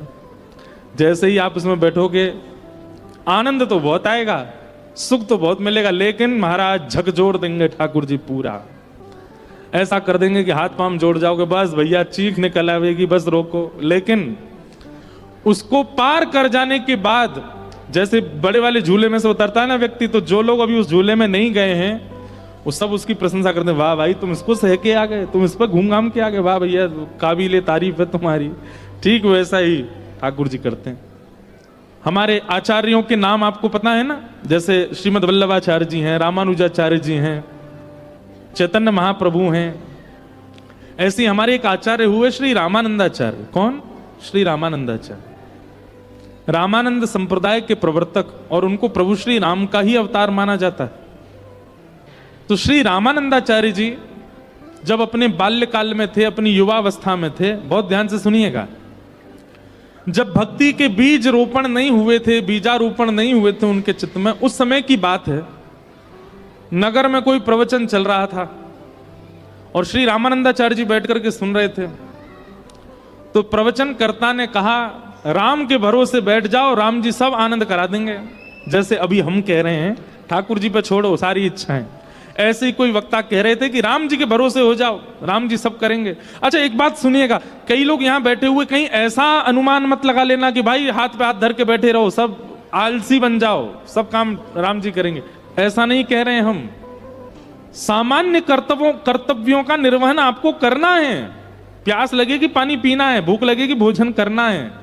कर्म करते हो, अपने दफ्तर जाना, हॉस्पिटल जाना, क्लिनिक जाना, इधर जाना उधर जाना, ये सब करना है। एक्स्ट्रा जो इच्छाएं आपके चित्त में प्रकट होती है, जिसकी वजह से आप ओवर थिंक करते हो, वो सब खत्म करनी है, वो सब ठाकुर जी पे छोड़नी है। तो लेकिन यहां पर रामानंदाचार्य जी ने यही अर्थ लगा लिया कि राम राम करो तो राम जी पूरा जीवन पालन करा देंगे। तो रामानंदाचार्य जी ने जाकर के उन व्यास जी से कहा, बोले भगवान आप व्यास मंच पर बैठे हैं, हम आपसे कुछ कह तो नहीं सकते, आपकी सारी बातें स्वीकार्य हैं, पर आप कह रहे हैं राम जी के भरोसे बैठ जाओ, राम जी रोटी खवा देंगे क्या? तो व्यास जी थोड़े से क्रोध में आ गए, और क्रोध में आके उन्होंने कहा, हाँ अगर राम जी के बस में आ जाए तो राम जी रोटी भी खवा देंगे, तुमको कोई कुछ नहीं करना पड़ेगा, राम राम जपो बस, राम जी रोटी भी खवा देंगे। रामानंदाचार्य जी ने सारे गांव के लोगों को बुलाया, भैया देखो हमारी बात सुनो, मैं अपने गांव से कोसों दूर एकांत एक अज्ञात स्थान पर जा रहा हूं, ना रोटी लेके जाऊंगा ना दाल, कुछ नहीं लेके जाऊंगा अपने साथ, केवल राम राम जपूंगा। 24 घंटे के अंदर अगर राम जी ने मुझको रोटी खवा दी तो मैं स्वयं आप सबके सामने वचन लेता हूं कि जीवन भर राम नाम और प्रभु श्री राम का गुलाम बन के रहूंगा। लेकिन शर्त यह 24 घंटा में रोटी राम जी खिला जाएं, मैं कोई प्रयास नहीं करूंगा, मैं केवल राम राम जपूंगा। अज्ञात जगह जाऊंगा ताकि कोई परिचित पहुंच ना जाए, कहीं व्यास जी पहुंच ना जाए, कोई व्यवस्था मेरे लिए भोजन की ना कर दे, इसलिए अपरिचित अज्ञात जगह जाकर के राम राम जपूंगा। रामानंदाचार्य जी चले गए और कहीं दूर पहाड़ों के पास नदी के किनारे पहुंचे, वहां पर एक विशाल वट का वृक्ष था, उस वृक्ष के घने वृक्ष के अंदर चले गए, ऊपर बैठ गए ऊपर, और ऊपर बैठ करके राम राम राम राम राम राम राम राम राम जपने लगे। जपते जपते थोड़े ही घंटे बीते, इतने में ही कोई तीर्थ यात्री आए और तीर्थ यात्रियों ने आकर के नदी में स्नान किया। स्नान आदि करके अपना झोला वोला रखा था, झोला खोला, वस्त्र आदि पहने दूसरे, और कहा भैया बहुत भूख लगी है, वो पिछले गांव से कुछ प्रसादी लेकर के आए हैं, उसको पालें, यहीं पे फिर आगे चलेंगे। और उन तीर्थ यात्रियों ने प्रसाद खोला, उसमें पूड़ी सब्जी गुलाब जामुन आदि सब गांव के लोगों ने जो प्रसाद दिया वो सब था। प्रसाद खोल के सामने रखा ही था, इतने में ही एक डाकू आ गया, और डाकू अपनी सेना के साथ आया, आकर के बोला इन सबको बंदी बनाओ, इनके पास जो कुछ हो सब कुछ लूट ले चलो। वो बेचारे खा भी नहीं पाए, हाथ ऊपर करके खड़े हो गए। उनके झोला वोला देखे तो उसमें कुछ कपड़े, कुछ दक्षिणा, कुछ ग्रंथ किताब मिली। डाकुओं ने बोला सब हरण कर लो। तभी एक सिपाही बोला, बोल महाराज 56 भोग भी है, आपकी आज्ञा हो तो पालें, बढ़िया गुलाब जामुन पूड़ी सब्जी सब दिख रही है। डाकू बोला हाँ हाँ बैठो, सब लोग उड़ाना शुरू करो। अब सब लोग जैसे ही बैठे, इतने में ही पाते ही पता नहीं क्या हुआ, वो डाकुओं का सरदार था, बोले रुको रुको रुको, एक मिनट थोड़ा जांच कर लो कि ये प्रसाद में कहीं जहर तो नहीं है। आसपास सब टटोलने लगे, व्यवस्थित तो है ना, कहीं ऐसा तो नहीं हमको मारने के लिए किसी ने षड्यंत्र किया हो। उन लोगों की जांच करी, हट पूर्वक पूछने लगे। उन लोगों ने कहा नहीं नहीं महाराज कुछ नहीं है, पास के गांव से लाए, आप लोग प्रेम से पाओ। डाकू बोला नहीं नहीं मुझे तो कुछ गड़बड़ लगती है। उसने जैसे ही ऊपर देखा पेड़ पर, वहां रामानंदाचार्य जी बैठे राम राम कर रहे थे, राम राम राम राम, नीचे देख रहे थे। डाकू बोला मिल गया, षड्यंत्रकारी मिल गया, इसको नीचे उतार के लाओ। नीचे उतार करके लाए। रामानंदाचार्य जी ने हाथ जोड़े, राम राम राम राम राम चल रहा था उनका। बोले ये इसी की चाल है, ये किसी राजा का गुप्तचर है, इसने हमारे लिए विषैला भोजन यहां रखवा दिया ताकि हम लोग खाएं और खा करके हमारी मृत्यु हो जाए या हम बेहोश हो जाएं और ये पकड़ के हमको राजा के पास ले जाए। सब संग के बोले हाँ यही लग रहा। बोले अब एक काम करो, इसको हाथ पैर बांधो, इसका मुंह खोल के इसी को खिलाओ, ये जितनी सामग्री है सब इसके मुंह में डालो। 2 सिपाहियों ने पांव बांध दिए, 2 ने हाथ बांध दिए। राम राम राम राम कीर्तन चल रहा था रामानंदाचार्य जी का। डाकुओं ने मुंह पकड़ा, जबरदस्ती खोला और जबरदस्ती खोल करके ये ले गुलाब जामुन खा। जैसे ही मुख में डाला रामानंदाचार्य जी के आंसू आ गए। बोले भैया राम नाम खिलाता नहीं है, जबरदस्ती हाथ पांव बांध के खिलाता है, ये राम नाम का प्रभाव है। महाराज रोटी सब्जी गुलाब जामुन पकौड़ी कचौड़ी रायता सब खवा दिया उनको। पेट बिल्कुल तर हो गया। अब वो प्रसाद तो था 10-5 लोगों का, अकेले रामानंदाचार्य जी बेचारे कितना पाए। खाते खाते खाते नर भर गया पूरा। तब डाकू के जो लोग थे उन्होंने कहा महाराज जी थोड़ा देख तो लीजिए, अगर ये जीवित रह जाए, इसको कुछ ना हो तो बचा हुआ हम पालेंगे। थोड़ी देर बाद देखा रामानंदाचार्य जी को कुछ नहीं हुआ तो बाकियों ने भी पाया। हाथ पांव खोले, हे भाई जब तेने कोई षड्यंत्र नहीं किया था तो ऊपर क्यों बैठा था तू? बोले अब मैं क्या बताऊं मैं क्यों बैठा था। मैं राम नाम के ऊपर अधीन होके बैठा था कि अगर राम नाम में सामर्थ्य होगी तो मुझे बिना प्रयास के भोजन मिलेगा, और मुझे आप लोगों ने पवा दिया।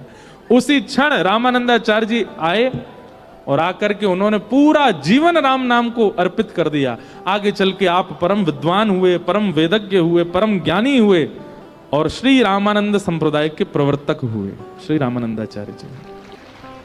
अगर भैया जिद में आ जाओगे कि राम नाम में सामर्थ्य है तो राम नाम पवा दे, तो राम नाम इतनी सामर्थ्य भी रखता है कि आपको पवा भी देगा। पर इस कथा को सुनने के बाद अगर कोई जाके यूं कहेगा कि भाई अब मुझे भी राम जी जैसे उनको पवाए वैसे, तो नहीं पवाएगा राम नाम। प्रेम हो आपके चित्त में, आपका स्वभाव मधुर हो ठाकुर जी के प्रति, आपने खूब समय व्यतीत किया है ठाकुर जी के भजन में, तो यह भी संभव है कि केवल नाम जप से आपका पोषण हो जाएगा। हम तो कहते हैं हमारा तो पोषण, हमारा तो आनंद, चाहे हम हवा में हवाई जहाज में घूम रहे हैं, चाहे हम ट्रेन में घूम रहे हैं, चाहे हम बड़ी गाड़ियों में घूम रहे हैं, चाहे हम झोपड़ी में सो रहे हैं, चाहे हम महलों में रह रहे हैं, सब कथा की कृपा, केवल भगवान नाम की कृपा है। भगवान नाम और भगवत कथा का ये सामर्थ्य है। इसलिए भैया अहेतु की भक्ति किसे कहते हैं? स्वेच्छा कुछ नहीं है, सारी इच्छाएं ठाकुर जी पे छोड़ दो। अहेतु क्या प्रतिहता ययात्मा संप्रषेदति। इस प्रकार भागवत जी का प्रारंभ श्री सूत जी महाराज सौनकादि ऋषियों के मध्य कर रहे हैं। आगे भागवत जी की रचना का विषय बताया गया। वेद व्यास जी महाराज ने ब्रह्म नदी सरस्वती के तट पर भागवत जी की रचना की और श्री वेद व्यास जी महाराज ने यही भागवत की कथा अपने पुत्र सुखदेव जी को प्रदान की। सुखदेव जी ने यही भागवत की कथा सबसे पहले राजा परीक्षित को सुनाई।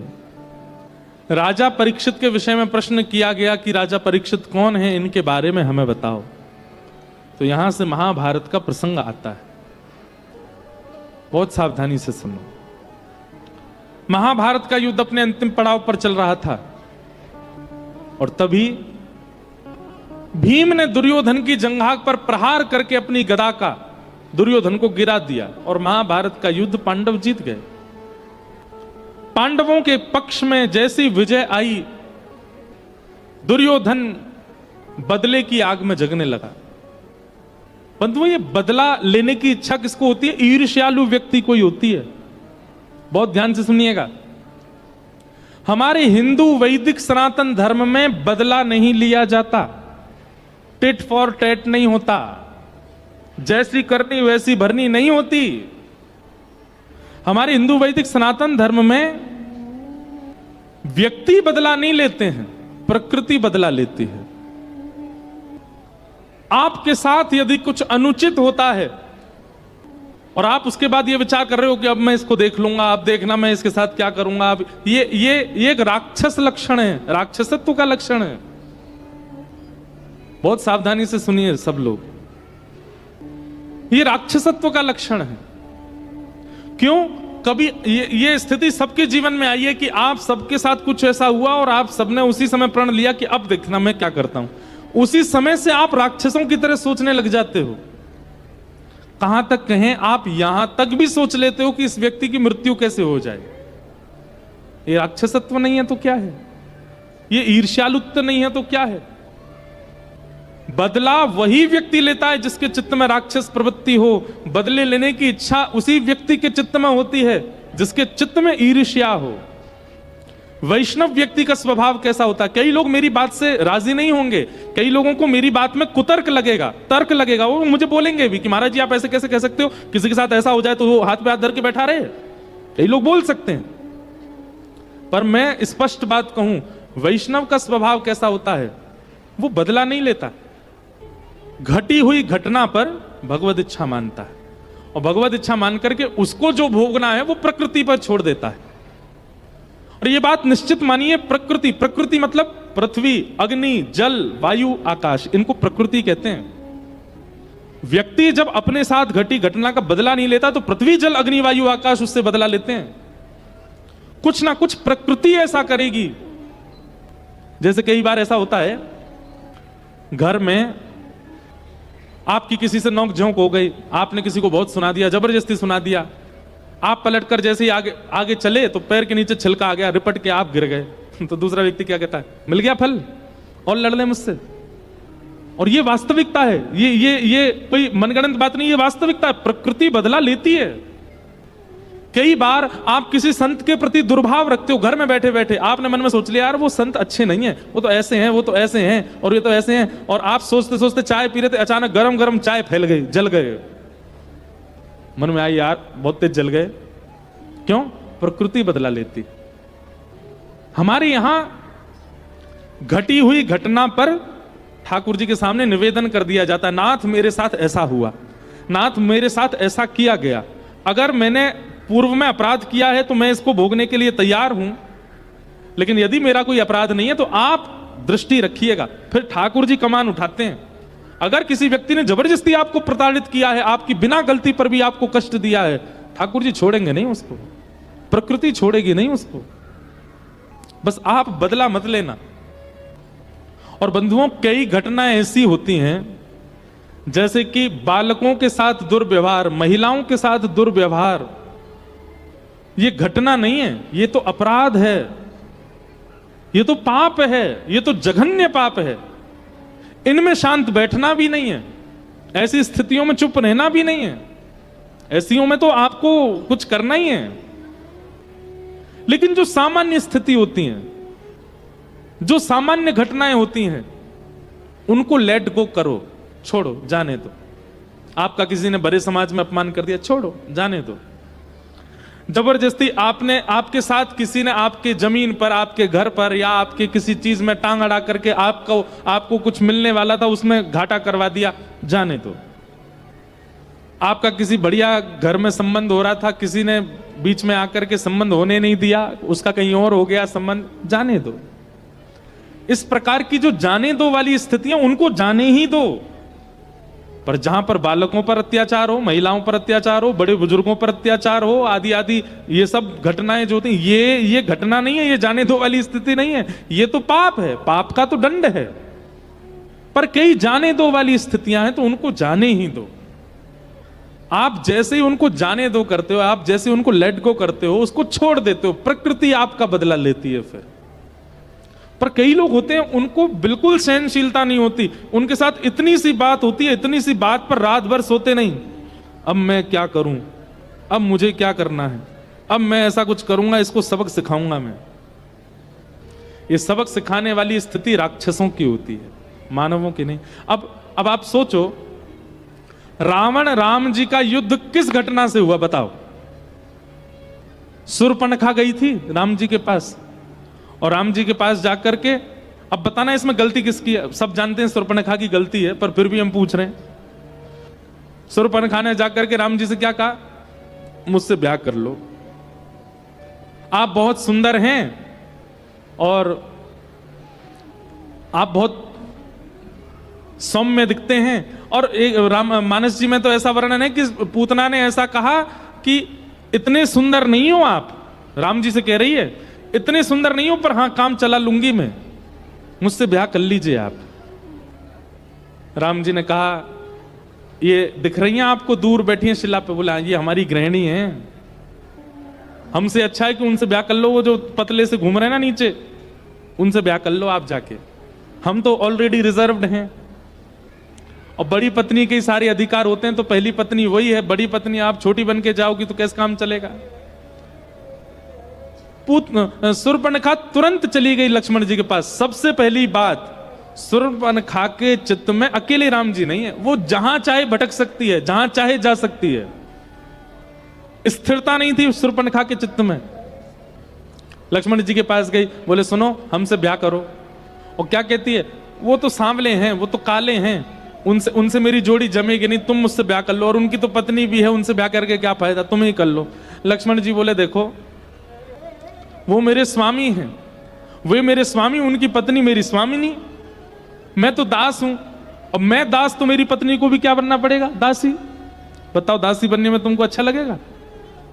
दास बन के क्या फायदा, उन्हीं के पास जाओ, उन्हीं से कर लो ब्याह। और भैया ये तो क्षत्रिय राजा हैं, एक बहु पत्नी रखने की संभावना है, इनके पिताजी के 3-3 ब्याह हुए, आप भी कर लो। फिर से गई राम जी से जाके बोली तुम ही करो मुझसे ब्याह। राम जी ने फिर उसको लक्ष्मण जी के पास भेज दिया। तो क्या बोलती है, बोले मैं तुम दोनों को खा जाऊंगी और तुम्हारे सहित इसको भी खा जाऊंगी, तीसरी जो है, मुझसे ब्याह करो। गलती किसकी है? शूर्पणखा की गलती है। जब अंत में शूर्पणखा ने यही कह दिया कि तुम दोनों को भी खा जाऊंगी, तुम्हारे साथ इसको भी खा जाऊंगी, अब ऐसी स्थिति में अगर आ जाए तो फिर तो कुछ एक्शन लेना पड़ेगा ना, अपने आप को बचाने के लिए तो कुछ करना ही पड़ेगा।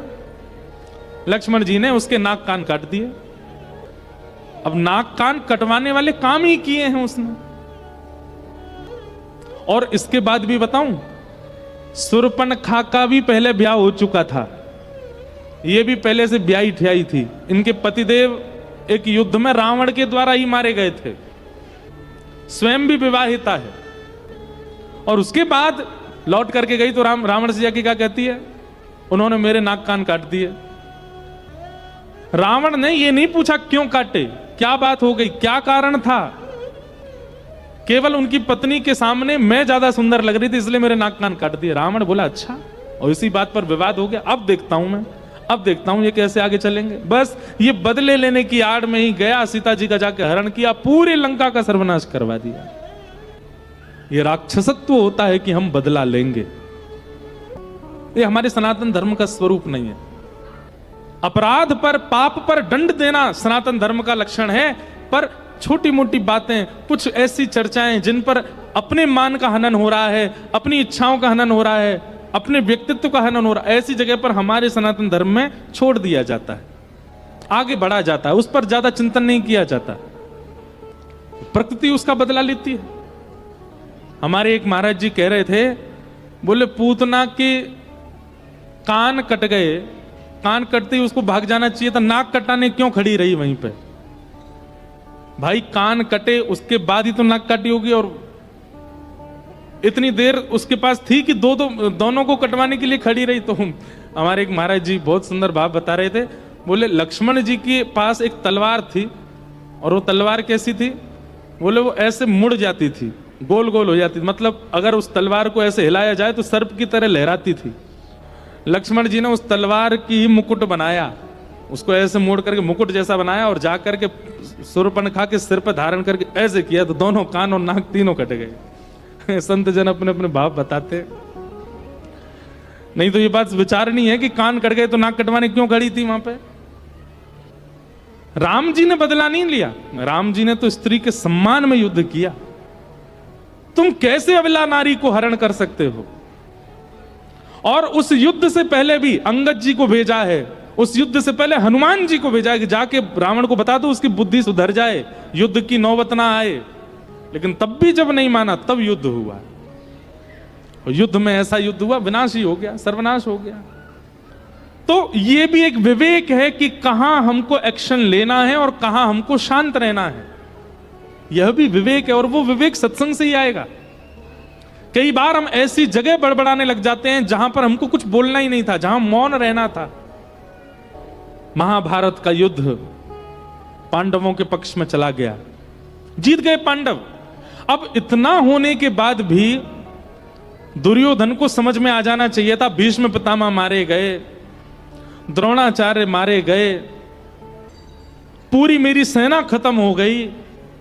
अब तो कम से कम उसको समझ जाना चाहिए था कि भाई पांडवों से बैर करने में मेरी हानि ही है। पर नहीं, अभी भी नहीं समझा। मरते मरते भी गुरुपुत्र अश्वत्थामा को बुला करके कहता है, जाओ जाकर के द्रौपदी के सोते हुए 5 पुत्रों को मार दो। अगर पांडव नहीं मारे तो उनके बच्चों को मारूंगा। ये राक्षस बुद्धि है। अगर मैं उसका हनन नहीं कर पाया तो उसके कुल का हनन करूंगा, उसके खानदान का हनन करूंगा। ये राक्षस बुद्धि है। पिक्चरों में देखने में आता है ना, कभी कभी पिक्चर देखते हैं तो उसमें क्या मिलता है, गुंडे क्या करते हैं, किसी से उनकी जब बैर हो जाता है तो उनके परिवार वालों को किडनैप कर लेते हैं। ये गुंडे ही तो करते हैं। जब उससे काम नहीं बन रहा, उस पर कुछ नहीं कर पाते तो उसके परिवार को प्रताड़ित करते हैं। ये राक्षस बुद्धि है। दुर्योधन अचेत पड़ा था और अचेत अवस्था में अश्वत्थामा से कहता है, पांडवों को तो हम नहीं मार पा रहे हैं क्योंकि कृष्ण इनके साथ है, लेकिन द्रौपदी के 5 पुत्र हैं। यदि उन 5 पुत्रों का हनन होगा तो भले ही ये लोग राजगद्दी पर बैठ जाएं, लेकिन कल को पांडव जब मरेंगे तो इनका कोई तर्पण करने वाला भी नहीं बचेगा। कम से कम मां तो हमको शांति मिलेगी जब इनके यहां कोई तर्पण करने वाला नहीं बचेगा। ये बुद्धि, ये राक्षस बुद्धि है। अश्वत्थामा गए, द्रौपदी के 5 पुत्रों को जैसे ही मारा, पूरे पांडव समाज में मातम छा गया। द्रौपदी ने जबकि अपने पुत्रों के हत्यारे अश्वत्थामा को जीवित छोड़ने की आज्ञा की, पूरा प्रसंग आता है, आधी दाढ़ी मूंछ मोड़ करके उसको जीवित छुड़वा दिया। पर अश्वत्थामा ने अब और राक्षस बुद्धि दिखाई। क्या? 5 पुत्र तो मारे गए, पर अभी भी पांडवों के समाज में इनको जल देने वाला एक बालक है जिसका भी जन्म ही नहीं हुआ। और वो कौन है? उत्तरा के गर्भ का बालक। जीवित लोगों को मारने तक की इच्छा में भी राक्षसत्व होता है, पर जिसका जन्म ही नहीं हुआ उसको मारने की इच्छा प्रकट करना, यह तो घनघोर राक्षस का स्वरूप है। और अश्वत्थामा ने उत्तरा के गर्भ के बालक को, जिसका जन्म ही नहीं हुआ, उसको मारने के लिए अश्वत्थामा ने ब्रह्मास्त्र छोड़ दिया। अश्वत्थामा ने ब्रह्मास्त्र छोड़ा ना, उसी की आवाज है, ब्रह्मास्त्र है। तो हम क्या कह रहे थे? एक मन में बात आई हमारे, आप कहें तो हम बोल दें। हो सकता है कि कई लोगों को यह बात अटपटी लगे, पर अश्वत्थामा ने क्या किया? गर्भ में बालक को मारने का प्रयास किया जिसका जन्म ही नहीं हुआ है। आज भी कई लोग अश्वत्थामा बन गए हैं, मांस खाते हैं, जीव को खाते हैं, ये तो पाप है। पर एक ऐसी वस्तु पाते हैं जहां जीव का जन्म ही नहीं हुआ है, उसको भी खा जाते हैं। और आपको जान के आश्चर्य होगा कि कई जगह लोग उसको मांसाहार मानते भी नहीं है। एक व्यक्ति हमसे बोले महाराज जी वो मांस कैसे? अभी उसमें मांस बना ही नहीं, उसके अंदर मांस का निर्माण ही नहीं हुआ, उससे पहले हमने उसको पका दिया, बना के खा गए रोटी उसकी। ये कोई नॉनवेज थोड़ी है, ये कोई गलत थोड़ी। अरे महाराज, आप भ्रूण हत्या करके पा रहे हो। कुछ दिन यदि नहीं मारोगे तो उसमें से बालक जन्म लेगा, एक जीव प्राणी जन्म लेगा, आप उसको पहले ही मार के खा जा रहे हो। आपसे बड़ा अश्वत्थामा कौन है? और एक बात बताएं, जीवितों को मारने वाले राक्षसों को तो भगवान ने मार दिया, पर भ्रूण में मारने वाले बालक को, अश्वत्थामा को, ठाकुर जी ने स्पर्श तक नहीं किया। स्पर्श नहीं मतलब इतना अपवित्र है, भगवान कहते हैं इसको स्वर्ग में भी जगह नहीं है, इसके लिए नरक में भी जगह नहीं है, इसको तो यही पृथ्वी पर ही पड़ा रहने दो। आज तक अश्वत्थामा अमर अवस्था में जीवित है, लेकिन ऐसा जीवन किस काम का? वो प्रसन्न नहीं है, वो सुख नहीं है, वो अत्यंत दुख में है। उनके लिए नरक यही पृथ्वी पर ही प्रकट कर दिया भगवान ने। कम से कम रावण, कुंभकर्ण, कंस आदि इतने भाग्यशाली तो थे कि भगवान के हाथों इनको मरना पड़ा। अश्वत्थामा को तो देखा तक नहीं भगवान ने। क्यों? गर्व के बालक को मारने का